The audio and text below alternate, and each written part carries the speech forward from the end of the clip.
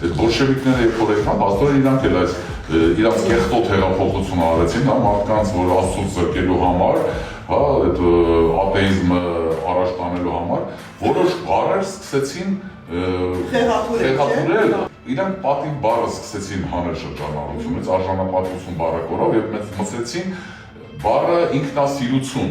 ինքնասեր բառը իր էության ինքը մեղք է։ Փաստորեն դու պետք է դառնալ նարցիստ ես դառնում, դու ինքնասեր ես դառնում, ու այդ ինքնասիրություն բառը մսեցին շրջանառության մեջ ու մինչև այսօր ասում են ինքնասիրություն չունի, եթե ինչ-որ մի բան անեշան։